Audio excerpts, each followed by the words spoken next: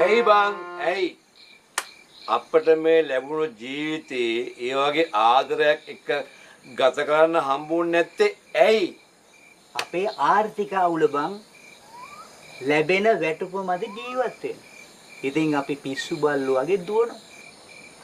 ජීවත් වෙනවා කියන්නේ තුන් වේල කණ එකටයි. මැරණකම් ගෙයක් හදන එකටයි නෙවෙයිනේ බං. බලපන්. ඔබට තාවම බැරි වුණානේ ගේ හදාගන්න. ගෑණිගේ මූණ තියා තමන්ගේ මූණ බලා ගන්නවත් වෙලාවක් නැහැ. වැඩක් නෑ රත්නේ. මොන ජීවිතද බං මේවා?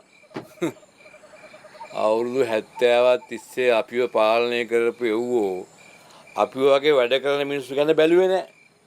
උන් අපෙන් බදු අය කරගෙන උන් නිකන් ඉඳන් කෑවා. අපේ අතිරික්තය, අපේ විවේකය උන්ගේ කවුන්ට් වල දාගෙන උන් සැපට හිටියා. අපිට කන්න අපි හම්බ කරපු දේවල් උන් කෑවා. ෂේ තේරුමක් නෑ බං.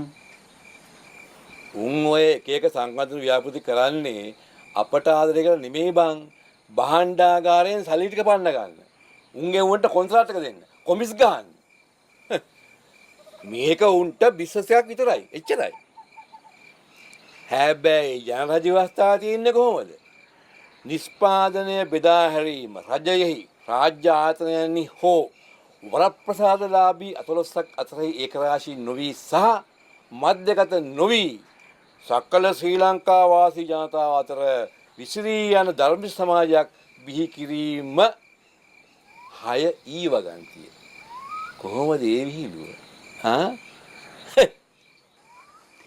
තේරුමක් නෑ බං. තේරුණාද බණ්ඩාරේ? අපි මෙහෙම කාලකන් වෙලා තියෙන ඕකුන් හින්දා. මේ මන් දන්නේ නැහැ.